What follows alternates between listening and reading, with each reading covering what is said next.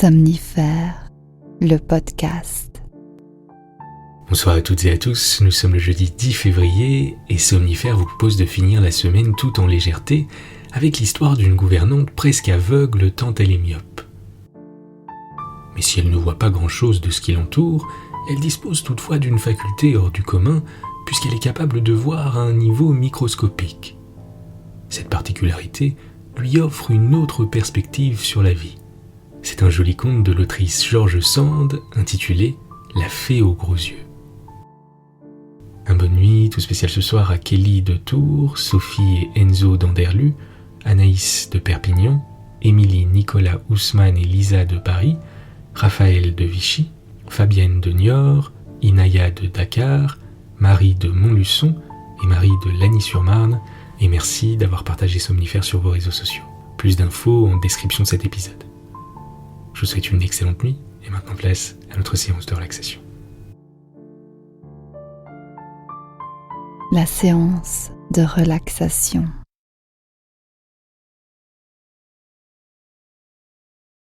Pendant quelques instants, ne faites rien d'autre que d'observer simplement votre respiration et l'air qui entre et sort de vos narines.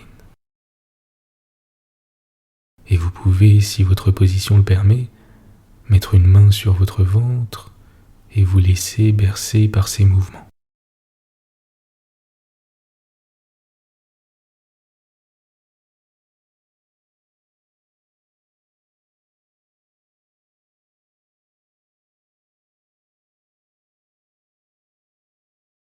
Faites en sorte, comme d'habitude, de vous assurer que vos muscles sont parfaitement détendus, notamment au niveau de la mâchoire, de la langue et des épaules.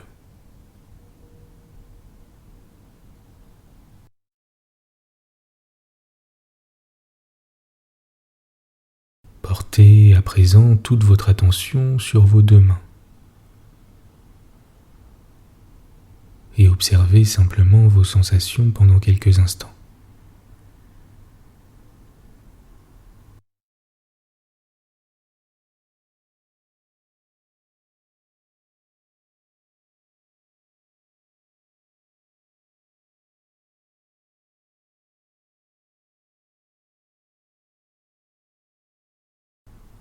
Peut-être ressentez-vous une sensation de chaleur, des fourmillements, des picotements.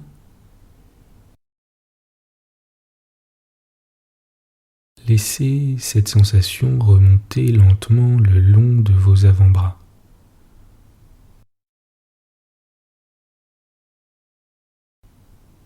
Jusqu'à vos épaules, votre nuque,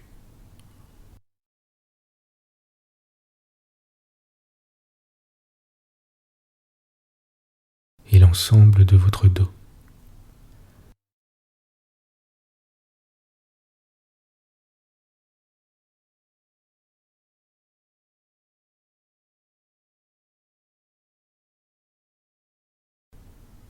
Laissez à présent cette sensation circuler où vous le souhaitez.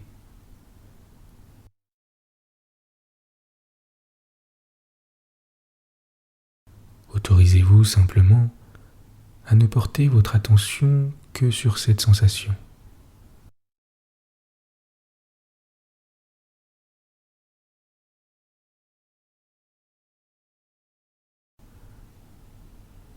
Qui circule librement et vous laisse de plus en plus détendu.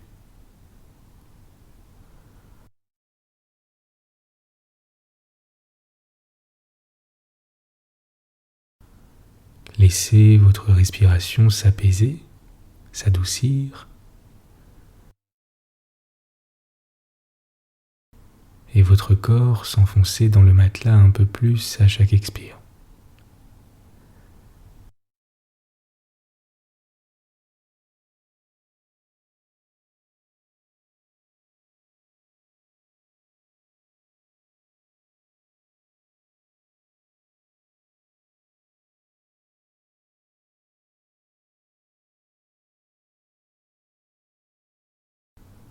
Continuez d'observer vos sensations.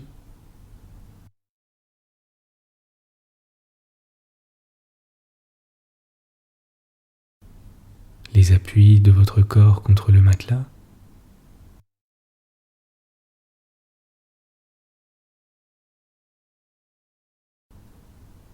La température de l'air à l'inspire et à l'expire.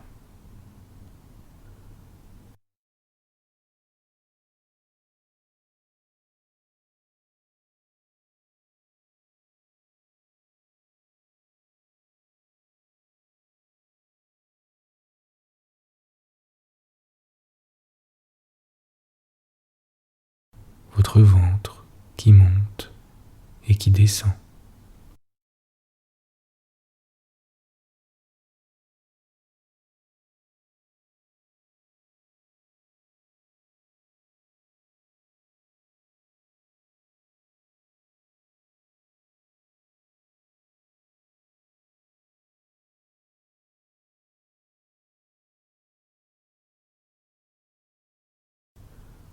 Vous êtes calme et détendu.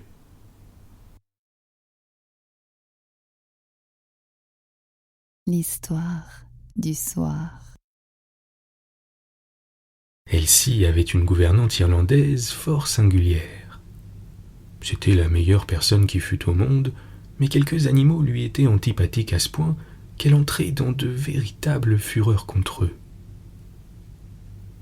Si une chauve-souris pénétrait le soir dans l'appartement, elle faisait des cris ridicules et s'indignait contre les personnes qui ne couraient pas sus à la pauvre bête. Comme beaucoup de gens éprouvent de la répugnance pour les chauves-souris, on n'eût pas fait grande attention à la sienne si elle ne se fût étendue à de charmants oiseaux, les fauvettes, les rouges-gorges, les hirondelles et autres insectivores, sans en excepter les rossignols qu'elle traitait de cruelles bêtes. Elle s'appelait Miss Barbara, mais on lui avait donné le surnom de Fée aux gros yeux. Fée parce qu'elle était très savante et très mystérieuse. Aux gros yeux parce qu'elle avait d'énormes yeux clairs, saillants et bombés, que la malicieuse Elsie comparait à des bouchons de carafe. Elsie ne détestait pourtant pas sa gouvernante, qui était pour elle l'indulgence et la patience même. Seulement, elle s'amusait de ses bizarreries et surtout de sa prétention à voir mieux que les autres, bien qu'elle eût pu gagner le grand prix de myopie au concours de la conscription.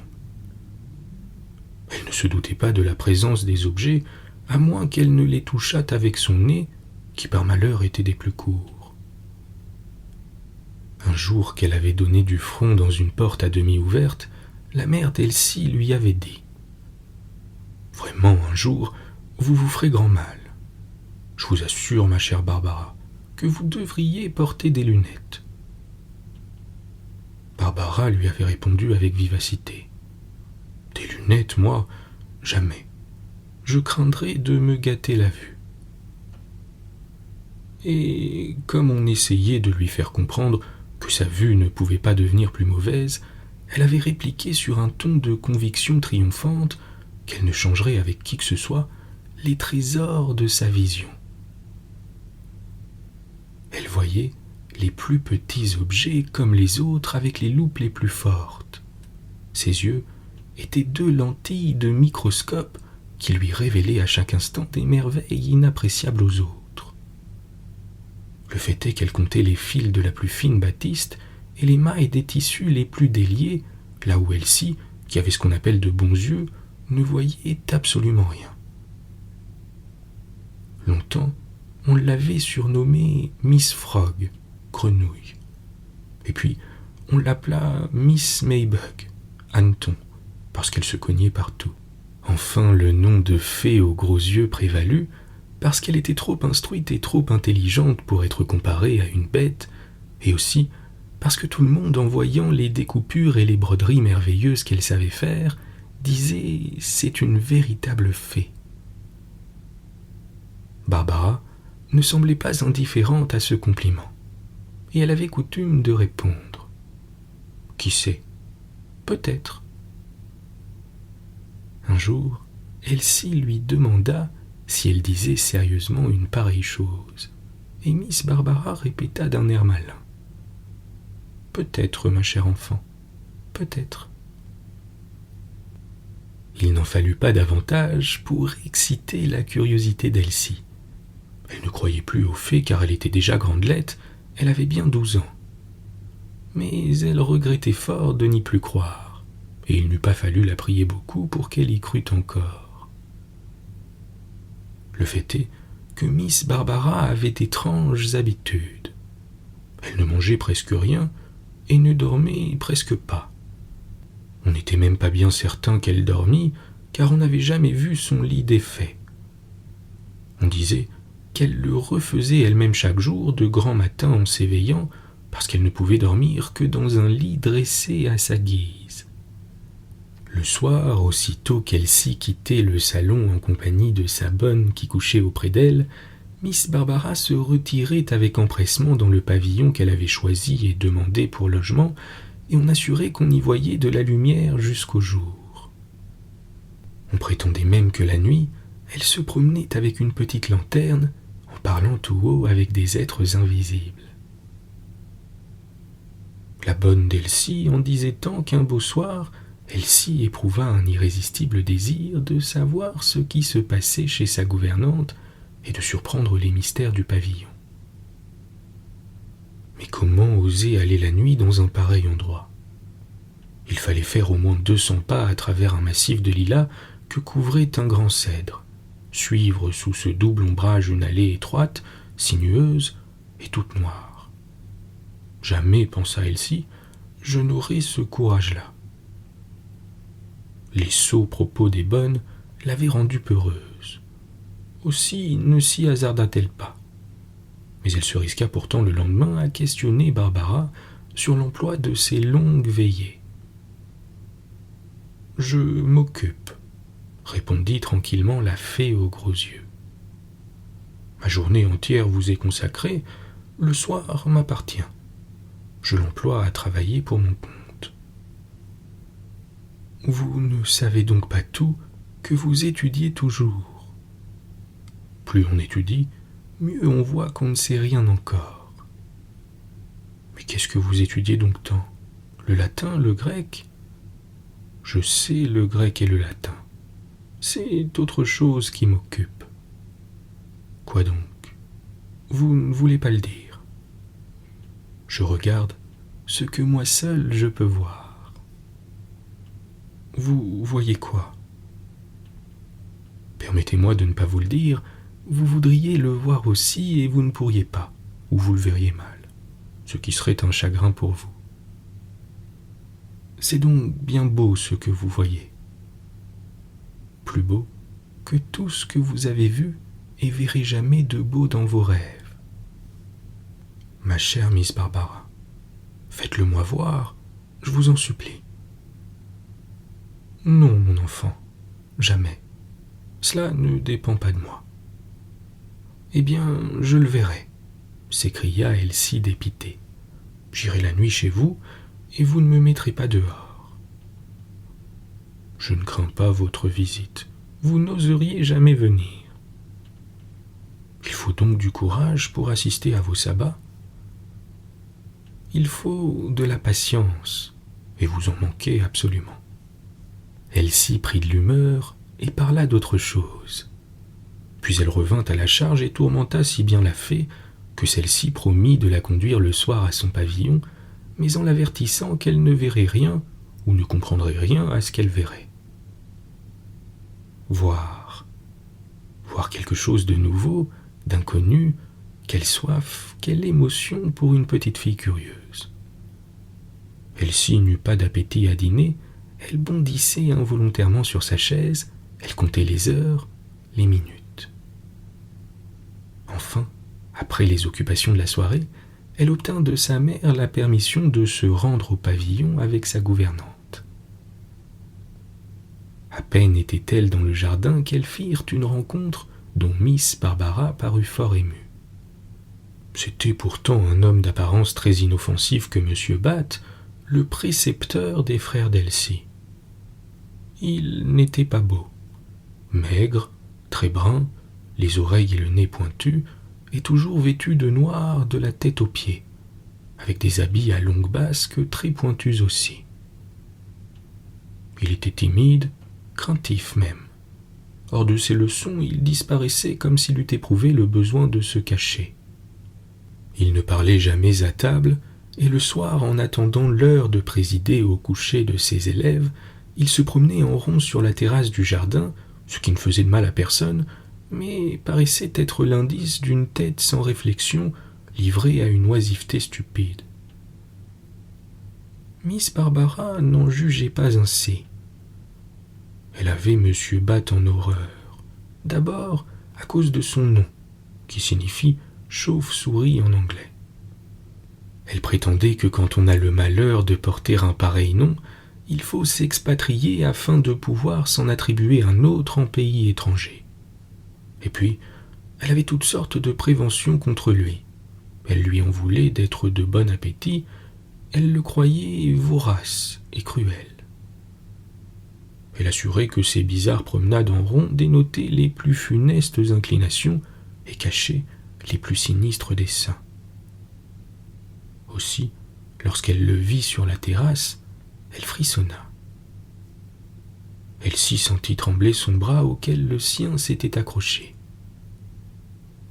Qu'y avait-il de surprenant à ce que M. Batt, qui aimait le grand air, fût dehors jusqu'au moment de la retraite de ses élèves, qui se couchaient plus tard qu'Elsie, la plus jeune des trois.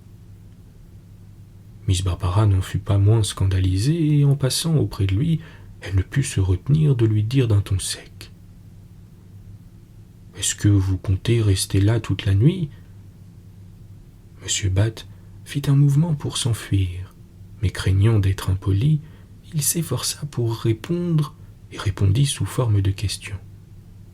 « Est-ce que ma présence gêne quelqu'un et désire-t-on que je rentre ?»« Je n'ai pas d'ordre à vous donner, » reprit Barbara avec aigreur, « mais il m'est permis de croire que vous seriez mieux au parloir avec la famille. »« Je suis mal au parloir, » répondit modestement le précepteur.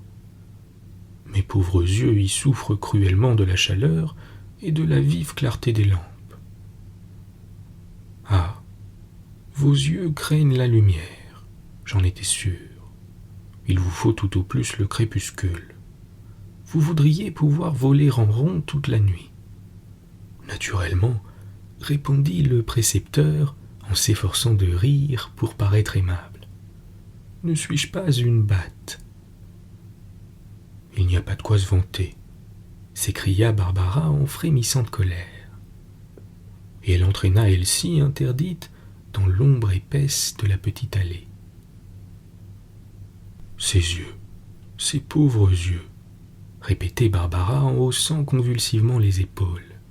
Attends que je te plaigne, animal féroce. Vous êtes bien dur pour ce pauvre homme, dit Elsie. Il a vraiment la vue sensible au point de ne plus voir du tout aux lumières. Sans doute, mais comme il prend sa revanche dans l'obscurité. C'est un nyctalope, et qui plus est, un presbyte. Elsie ne comprit pas ces épithètes, qu'elle crut déshonorantes et dont elle n'osa pas demander l'explication. Elle était encore dans l'ombre de l'allée qui ne lui plaisait nullement et voyait enfin s'ouvrir devant elle le sombre berceau au fond duquel apparaissait le pavillon blanchi par un clair regard de la lune à son lever, lorsqu'elle recula en forçant Miss Barbara à reculer aussi. « Qu'y a-t-il » dit la dame aux gros yeux qui ne voyait rien du tout. « Il n'y a rien, » répondit Elsie embarrassée. « Je voyais un homme tout en noir devant nous, et à présent je distingue M. Batt qui passe devant la porte du pavillon. C'est lui qui se promène dans votre parterre. »« Ah !» s'écria Miss Barbara indignée. « Je devais m'y attendre. Il me poursuit, il m'épie, il prétend dévaster mon ciel. Mais ne craignez rien, chère Elsie, je vais le traiter comme il le mérite. » Elle s'élança en avant. « Ah ça, monsieur !» dit-elle en s'adressant à un gros arbre sur lequel la lune projetait l'ombre des objets. Quand cessera la persécution dont vous m'obsédez ? Elle allait faire un beau discours lorsqu'Elsie l'interrompit en l'entraînant vers la porte du pavillon et en lui disant « Chère Miss Barbara, vous vous trompez, vous croyez parler à Monsieur Batt et vous parlez à votre ombre. Monsieur Batt est déjà loin. Je ne le vois plus et je ne pense pas qu'il ait eu l'idée de nous suivre. » « Je pense le contraire, moi, » répondit la gouvernante. « Comment vous expliquez-vous qu'il soit arrivé ici avant nous puisque nous l'avions laissé derrière et ne l'avons ni vu ni entendu passer à nos côtés ? » « Il aura marché à travers les plates-bandes, » reprit Elsie. « C'est le plus court chemin et c'est celui que je prends souvent quand le jardinier ne me regarde pas. » « Non, » dit Miss Barbara avec angoisse. « Il a pris par-dessus les arbres. Tenez, vous qui voyez loin, regardez au-dessus de votre tête. Je parie qu'il rôde devant mes fenêtres. » Elsie regarda et ne vit rien que le ciel. Mais au bout d'un instant, elle vit l'ombre mouvante d'une énorme chauve-souris passer et repasser sur les murs du pavillon. Elle n'en voulut rien dire à Miss Barbara dont les manies l'impatientaient en retardant la satisfaction de sa curiosité. Elle la pressa d'entrer chez elle en lui disant qu'il n'y avait ni chauve-souris ni précepteur pour les épier. « D'ailleurs, » ajouta-t-elle en entrant dans le petit parloir du rez-de-chaussée, « si vous êtes inquiète, nous pourrons fort bien fermer la fenêtre et les rideaux. »« Voilà qui est impossible, » répondit Barbara.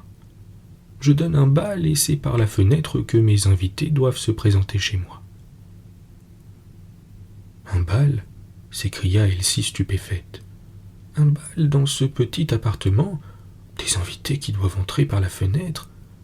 Vous vous moquez de moi, Miss Barbara. »« Je dis un bal, un grand bal, » répondit Barbara en allumant une lampe qu'elle posa sur le bord de la fenêtre.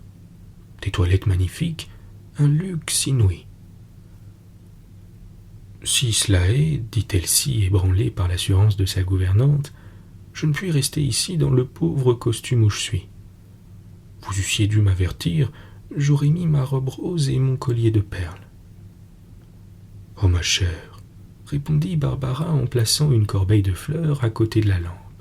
« Vous auriez beau vous couvrir d'or et de pierreries, vous ne feriez pas le moindre effet à côté de mes invités. » Elsie, un peu mortifiée, garda le silence et attendit. Miss Barbara mit de l'eau et du miel dans une soucoupe en disant « Je prépare les rafraîchissements. » Puis tout à coup, elle s'écria « En voici un. C'est la princesse Nepticula Marginicolella, avec sa tunique de velours noir traversée d'une large bande d'or. Sa robe est en dentelle noire avec une longue frange. Présentons-lui une feuille d'orme, c'est le palais de ses ancêtres où elle a vu le jour. Attendez, donnez-moi cette feuille de pommier pour sa cousine germaine, la belle Maléla, dont la robe noire a des lames d'argent et dont la jupe frangée est d'un blanc nacré. Donnez-moi du genêt en fleurs pour réjouir les yeux de ma chère Sémiostoma spartifoliella, qui approche avec sa toilette blanche à ornements noirs et or. Voici des roses pour vous, marquise Nepticula centifoliella. Regardez, chère Elsie, admirez cette tunique grenat brodée d'argent. Et ces deux illustres lavernides. Linella, qui porte sur sa robe une écharpe orange brodée d'or, tandis que Schrankella a l'écharpe orange lamée d'argent. Quel goût, quelle harmonie dans ces couleurs voyantes, adoucies par le velouté des étoffes, la transparence des franges soyeuses et l'heureuse répartition des quantités. La Délide Panzerella est tout en drap d'or bordé de noir, sa jupe est lilas à franges d'or. Enfin, la Pyrale Rosella que voici, et qui est une des plus simples, a la robe de dessous d'un rose vif teinté de blanc sur les bords. Quel heureux effet produit sa robe de dessous d'un brun clair. Elle n'a qu'un défaut, c'est d'être un peu grande. Mais voici venir une troupe de véritables mignonnes exquises. Ce sont des tinéines vêtues de brun et semées de diamants, d'autres blanches avec des perles sur de la gaze, disponctées là à 10 gouttes d'or sur sa robe d'argent. Voici de très grands personnages d'une taille relativement imposante. C'est la famille des Adélides, avec leurs antennes 20 fois plus longues que leur corps, et leurs vêtements d'or à reflets rouges ou violets qui rappellent la parure des plus beaux colibris. Et à présent, voyez la foule qui se presse. Il en viendra encore et toujours. Et vous ne saurez laquelle de ces reines du soir admirer le plus pour la splendeur de son costume et le goût exquis de sa toilette. Les moindres détails du corsage, des antennes et des pattes sont d'une délicatesse inouïe, et je ne pense pas que vous ayez jamais vu nulle part de créatures aussi parfaites. À présent, remarquez la grâce de leurs mouvements, la folle et charmante précipitation de leur vol, la souplesse de leurs antennes qui est un langage, la gentillesse de leurs attitudes. N'est-ce pas, Elsie, que c'est là une fête inénarrable, et que toutes les autres créatures sont laides, monstrueuses et méchantes en comparaison de celle-ci? Je dirai tout ce que vous voudrez pour vous faire plaisir, répondit Elsie désappointée.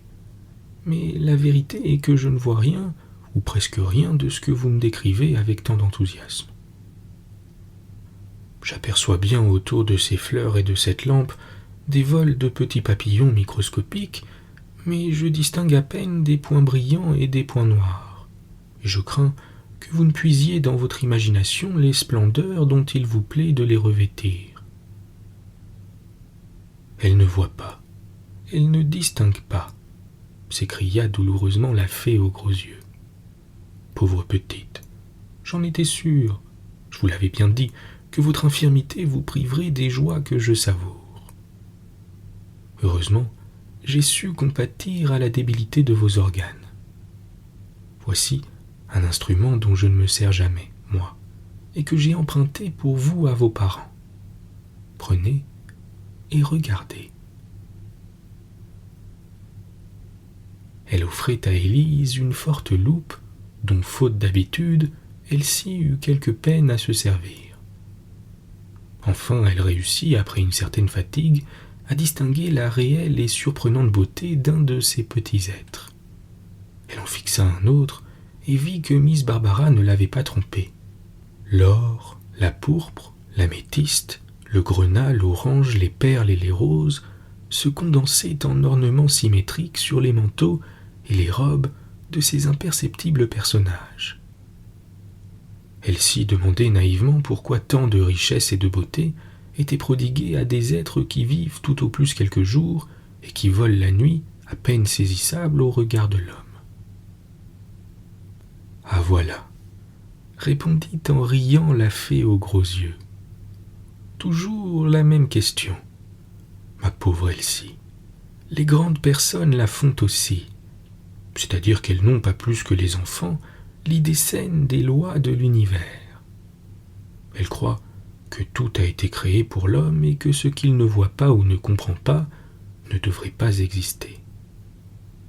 Mais moi, la fée aux gros yeux, comme on m'appelle, je sais ce qui est simplement beau et aussi important que ce que l'homme utilise. Et je me réjouis quand je contemple des choses ou des êtres merveilleux dont personne ne songe à tirer parti. Mes chers petits papillons sont répandus par milliers de milliards sur la terre.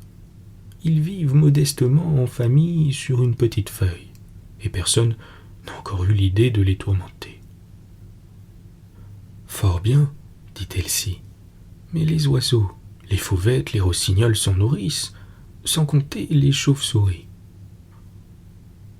Les chauves-souris, ah vous m'y faites songer. La lumière qui attire mes pauvres petits amis et qui me permet de les contempler attire aussi ces horribles bêtes qui rôdent des nuits entières, la gueule ouverte, avalant tout ce qu'elles rencontrent. Allons, le bal est fini, éteignons cette lampe. Je vais allumer ma lanterne, car la lune est couchée, et je vais vous reconduire au château. » Comme elle descendait les marches du petit perron du pavillon. « Je vous l'avais bien dit, Elsie, » ajouta Miss Barbara. « Vous avez été déçue dans votre attente, vous n'avez vu qu'imparfaitement mes petites fées de la nuit et leurs danses fantastiques autour de mes fleurs. Avec la loupe, on ne voit qu'un objet à la fois, et quand cet objet est un être vivant, on ne le voit qu'au repos. Moi, je vois tout mon cher petit monde à la fois. Je ne perds rien de ses allures et de ses fantaisies. Je vous en ai montré fort peu aujourd'hui. La soirée était trop fraîche et le vent ne donnait pas du bon côté. C'est dans les nuits d'orage que j'en vois des milliers se réfugier chez moi, ou que je les surprends dans leurs abris de feuillage et de fleurs. Je vous en ai nommé quelques-uns, mais il y en a une multitude d'autres qui, selon la saison, éclosent à une courte existence d'ivresse, de parure et de fête. On ne les connaît pas tous, bien que certaines personnes savantes et patientes les étudient avec soin et que l'on ait publié de gros livres où ils sont admirablement représentés avec un fort grossissement pour les yeux faibles. Mais ces livres ne suffisent pas, et chaque personne bien douée et bien intentionnée peut grossir le catalogue acquis à la science par des découvertes et des observations nouvelles. Pour ma part, j'en ai trouvé un grand nombre qui n'ont encore ni leur nom ni leur portrait publié, et je m'ingénie à réparer à leur profit l'ingratitude ou le dédain de la science. Il est vrai qu'ils sont si petits que peu de personnes daigneront les observer. « Est-ce qu'il y en a de plus petits que ceux que vous m'avez montrés ?» dit Elsie qui, voyant Miss Barbara arrêtée sur le perron, s'était appuyée sur la rampe. Elsie avait veillé plus tard que de coutume. Elle n'avait pas eu toute la surprise et tout le plaisir qu'elle se promettait, et le sommeil commençait à la gagner.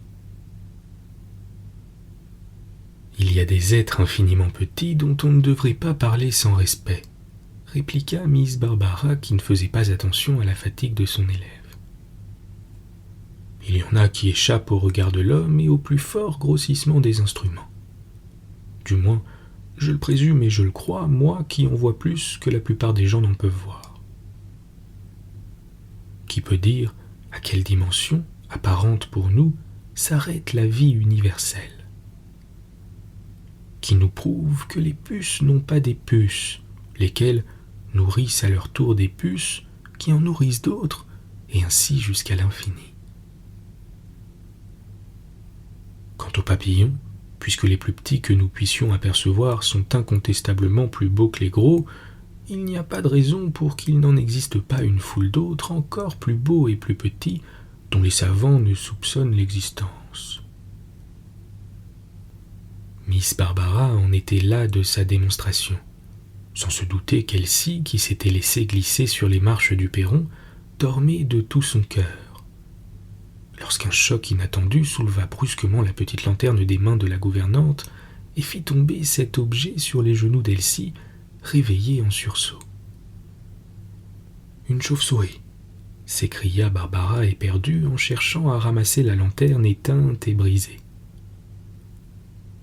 Elsie s'était vivement levée sans savoir où elle était. « Là !» criait Barbara, « sur votre jupe. L'horrible bête est tombée aussi, je l'ai vue tomber, elle est sur vous. »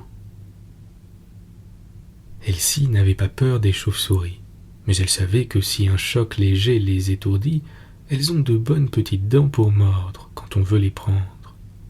Et avisant un point noir sur sa robe, elle le saisit dans son mouchoir en disant « Je la tiens. Tranquillisez-vous, Miss Barbara, je la tiens bien. » « Tu es là, étouffez-la, Elsie. Serrez bien fort, étouffez ce mauvais génie, cet affreux précepteur qui me persécute. » Elsie ne comprenait plus rien à la folie de sa gouvernante. Elle n'aimait pas à tuer et trouvait les chauves-souris fort utiles, vu qu'elles détruisent une multitude de cousins et d'insectes nuisibles. Elle secoua son mouchoir instinctivement pour faire échapper le pauvre animal. Mais quelle fut sa surprise, quelle fut sa frayeur en voyant M. Bat s'échapper du mouchoir et s'élancer sur Miss Barbara comme s'il eût voulu la dévorer. Elsie s'enfuit à travers les plates-bandes en proie à une terreur invincible. Mais au bout de quelques instants, elle fut prise de remords, se retourna et revint sur ses pas pour porter secours à son infortunée gouvernante.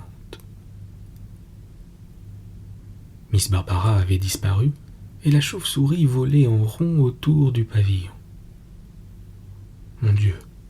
s'écria Elsie désespérée. « Cette bête cruelle a avalé ma pauvre fée.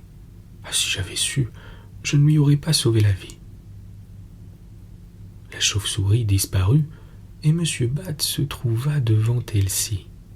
« Ma chère enfant, lui dit-il, c'est bien et c'est raisonnable de sauver la vie à de pauvres persécutés. Ne vous repentez pas d'une bonne action. Miss Barbara n'a eu aucun mal. En l'entendant crier, j'étais accouru, vous croyant l'une et l'autre menacées de quelque danger sérieux. Votre gouvernante s'est réfugiée et barricadée chez elle en m'accablant d'injures que je ne mérite pas. Puisqu'elle vous abandonne à ce qu'elle regarde comme un grand péril, voulez-vous me permettre de vous reconduire à votre bonne, et vous n'aurez point peur de moi. Vraiment, je n'ai jamais eu peur de vous, monsieur Bat, répondit Élise. Vous n'êtes point méchant, mais vous êtes fort singulier. Singulier, moi, qui peut vous faire penser que j'ai une singularité quelconque. Mais je vous ai tenu dans mon mouchoir tout à l'heure, monsieur Bat, et permettez-moi de vous dire que vous vous exposiez beaucoup, car si j'avais écouté Miss Barbara, c'était fait de vous. Chère Miss Elsie, répondit le précepteur en riant, je comprends maintenant ce qui s'est passé, et je vous bénis de m'avoir soustrait à la haine de cette pauvre fée, qui n'est pas méchante non plus, mais qui est bien plus singulière que moi. Quand Elsie eut bien dormi, elle trouva fort invraisemblable que M. Bat eût le pouvoir de devenir homme ou bête à volonté. À déjeuner, elle remarqua qu'il avalait avec délice des tranches de bœuf saignant, tandis que Miss Barbara ne prenait que du thé. Elle en conclut que le précepteur n'était pas homme à se régaler d'insectes et que la gouvernante suivait un régime propre à entretenir ses vapeurs. Bonne nuit. Bonne nuit.